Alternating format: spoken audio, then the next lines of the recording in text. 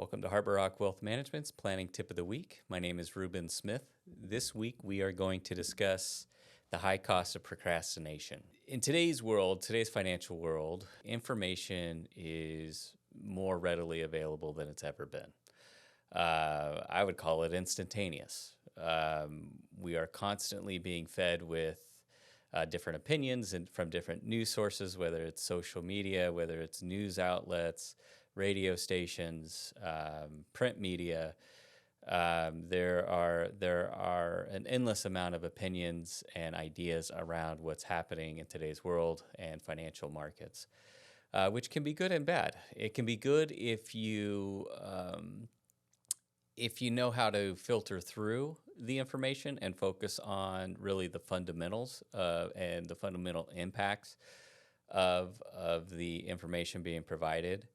It can also be detrimental. It can be bad because it can create excessive fear and anxieties around what's transpiring in the world or financial markets. And especially when it comes to making important financial decisions, it can really debilitate people from moving forward and can impact their long-term financial plans if they choose not to move forward or implement certain recommendations. Okay, so let's dive into that a little bit more. Financial decisions are already highly emotional, as we all know. There's a natural fear built into there. What if it doesn't work out? It can be scary, maybe investing or even buying a home or a car. I mean, it's not just about how we invest our money. Anything financial related does come with maybe an elevated emotion.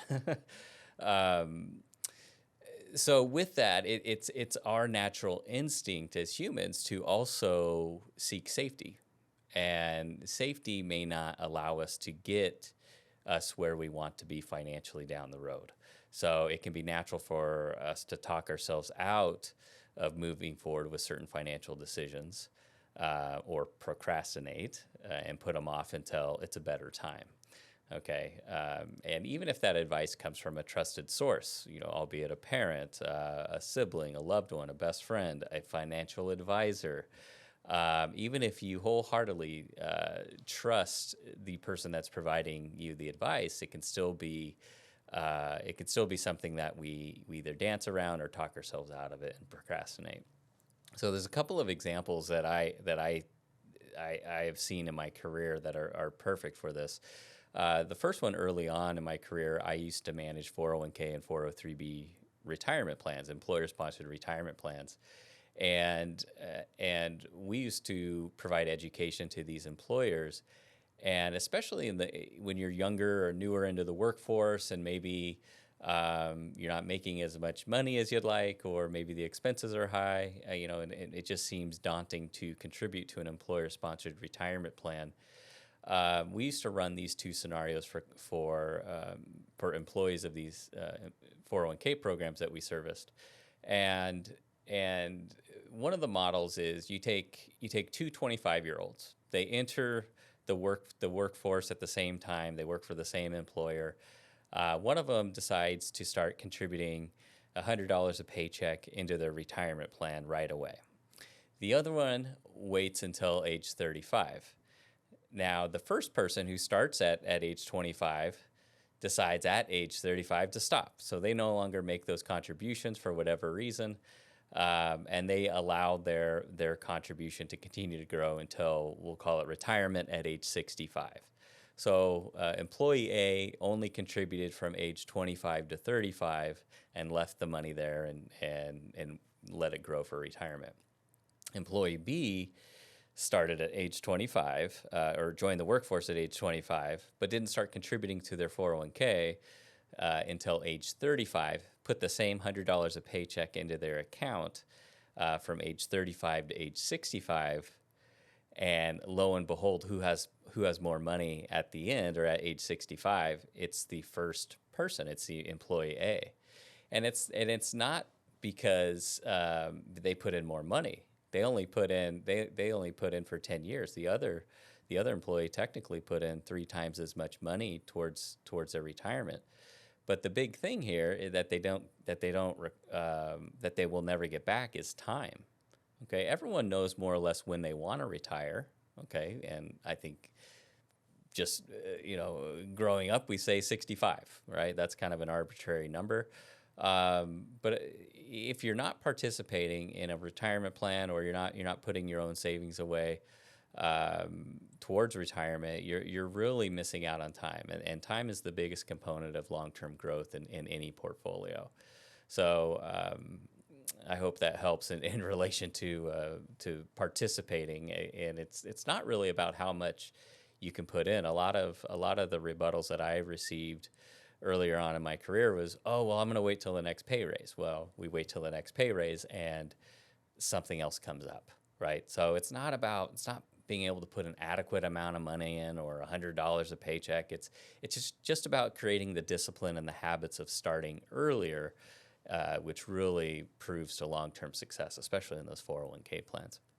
Another example that I've run into more recently and over the last, call it 5 to 10 years, is the fear of markets declining. Right, we came off a great bull market where markets were going up for so long, and we had perhaps some political risk out there with what was going on in U.S. politics, and the thought that markets can't go up forever; they're going to come back at some point. So we had a lot of clients that were on the sidelines in cash equivalents, and waiting for that good opportunity to invest. Well, the reality is, if you look at, and this is up to date numbers, if you look at over the last 5 years where cash has performed, it's up a total of 6.8% over the last 5 years, which is an average return of about 1.3% a year. Okay. If you look at a 60-40 portfolio, 60% stocks, 40% bonds, a standard moderate portfolio, it would have been up close to 32%. Okay. Average of 5.6%. And then if you compare both of those to what inflation has done, which is a hot topic over the last couple of years, inflation is up a total over the last over the last 5 years is up a total of 19%, an average of 3.5% a year.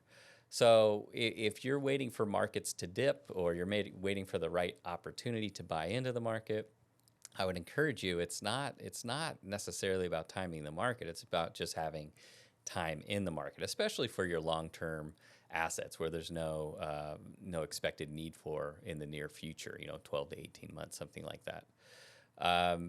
So waiting for markets to decline, that sounds nice. It also, I think, is a subconscious way to just procrastinate and put things off, because it's safe and it's comforting. The reality is, it could be hindering you from getting to what you say you want as far as your long-term financial goals. And there's a handful of clients and prospective clients last year where we discussed, hey, markets are down. Markets are appropriately evaluated. Now's probably a good time to re-enter the market. But just like I was talking about earlier, where all the information is so readily available, instantaneous, and a lot of that can create these fear-based mentalities. You had very few clients actually taking our advice that were in that position and getting back in. So now here we are. Markets have rebounded to an extent, and it just ends up being you end up doing more of a disservice to yourself by trying to time markets than just remaining appropriately invested and diversified. So this all ties into our focus at Harbor Rock Wealth Management on financial planning. Why we lead with the financial plan is, one, it allows us to see where our clients are at financially. We peel back the onion and truly understand their financial position. From there, we allow the financial plans that we build to determine the adequate level of risk. And in other words, we're not putting the cart before the horse when it comes to investment advice or investment recommendations.